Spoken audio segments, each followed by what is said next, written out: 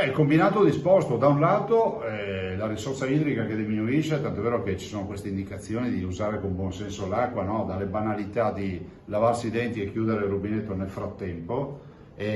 piuttosto che qualcuno ha detto che bisogna, se si fa la pipì, non tirare sempre lo sciacquone. Queste sono state indicazioni, ho letto di Fulco Pratesi, però insomma, senza arrivare a questi estremi si possono fare cose assolutamente intelligenti, non annaffiare in continuazione il giardino piuttosto che mettersi a spugnare l'auto tutti i giorni perché vuoi l'auto lucida, te la terrei un po' impolverita e dopodiché quando arriverà la pioggia la laveremo. E dall'altro c'è da dire che il combinato disposto che ci preoccupa non meno è quello degli incendi,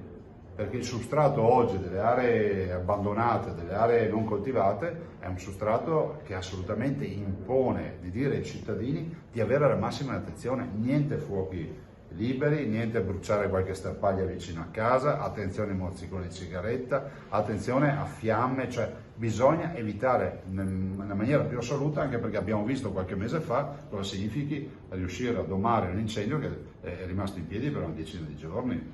Ecco Presidente, sempre sul tema della siccità c'è un po' anche una guerra dell'acqua, vediamo anche dai laghi, per esempio il lago di Garda, insomma si sta pensando un pochino di svuotare, no?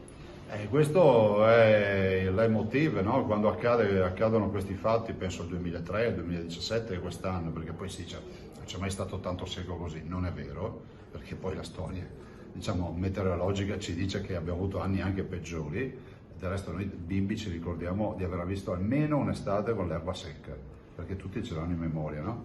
Non sempre abbiamo visto i prati verdi. Dall'altro devo dire che il tema della regimentazione degli invasi è fondamentale, quindi abbiamo degli invasi, purtroppo quelli di montagna sono pieni di detriti, quindi non invasano l'acqua che dovrebbero invasare e questo è il primo grosso guaio. Io spero che si approfitti nuovamente dei fondi del PNRR per investire sulla pulizia degli invasi di montagna, sulla creazione di nuovi invasi magari da cave dismesse, sul fare in modo che l'agricoltura utilizzi forme di irrigazione non colabrodo, perché ormai la canalizzazione, quella a cielo aperto, sappiamo che è un colabrodo, c'è una dispersione di risorse che è paurosa. Dobbiamo usare modalità da aridocoltura tipo israeliane, dove c'è il tubo con la goccia per molte coltivazioni, piuttosto che la pluvioirrigazione, cioè l'impianto a pioggia, che comunque è molto meno dispendioso dal punto di vista di risorsa idrica rispetto alla canalizzazione.